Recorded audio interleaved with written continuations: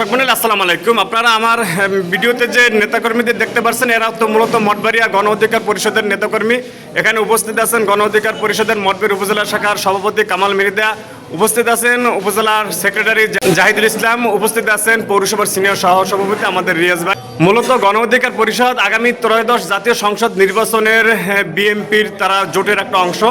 আজকে মঠবাড়ি উপজেলা গণ অধিকার পরিষদের নেতৃবৃন্দ মঠবাড়িয়ার যে দানের শীষ প্রতীকের যিনি প্রার্থী আছেন, জোটের প্রার্থী আছেন আলহাজ রুহুল আমিন দুলাল, তার সাথে তারা সৌজন্য সাক্ষাৎ করছেন এবং আনুষ্ঠানিকভাবে তারা দানের শীষের পক্ষে কাজ করার প্রত্যয় ব্যক্ত করেছেন। তা আমরা এই পর্যায়ে সরাসরি আমরা গণ অধিকার পরিষদের যিনি সভাপতি আছেন কামাল মৃধা, তার সাথে কথা বলার চেষ্টা করবো। আসসালামু আলাইকুম। ধন্যবাদ শাকিল ভাইকে। আমাদের গণ অধিকার পরিষদের মঠবাড়ি আসনে প্রার্থী না থাকায় দীর্ঘদিন আন্দোলন সংগ্রাম করে আসায় আজকে আমরা একমত হয়েছি যে বিএনপির সাথে গণ অধিকার পরিষদের মত বিনিময় সভা ছিল আজকে।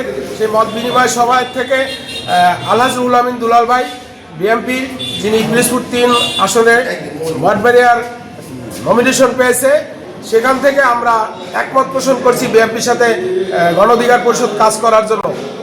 তো সে বিষয়ে আলোচনা শেষ হয়েছে। এখন আমরা ধানের শীষে প্রতীক নিয়ে কাজ করার ইচ্ছে পোষণ করছি। ধন্যবাদ। আমরা এই পর্যায়ে যে সাধারণ সম্পাদক আছেন, আমরা তার সাথে একটু কথা বলার চেষ্টা করব। ধন্যবাদ। আজকের আমরা এখানে উপস্থিত হয়েছি গণ অধিকার পরিষদের পক্ষ থেকে বিএনপিকে সামনের ত্রয়োদশ জাতীয় সংসদ নির্বাচন উপলক্ষে তাদের বিএনপিকে সমর্থন দিয়ে দেওয়ার জন্য আজকে আমরা এখানে উপস্থিত হয়েছি। পৌরসভার যে আহ্বায়ক রিয়াজ ভাই, আমরা তার সাথে একটু কথা বলার চেষ্টা করব। আসসালামু আলাইকুম।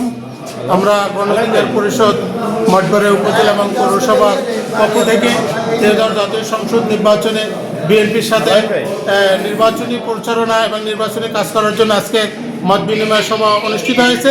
আমাদের মত বিনিময় সভা ফলপ্রসূ হয়েছে। আমাদের গণ অধিকার পরিষদের উপজেলা কমিটি, পৌরসভা কমিটি, বিভিন্ন ইউনিয়ন কমিটির নেতৃবৃন্দ এখানে উপস্থিত ছিলেন। তাই আগামী নির্বাচনে বিএনপির দানের শীষ মার্কায় দেশবাসীকে ভোট দেওয়ার জন্য এবং কাজ করার জন্য আহ্বান জানিয়ে আমার বক্তব্য শেষ করছি। আসসালামু আলাইকুম।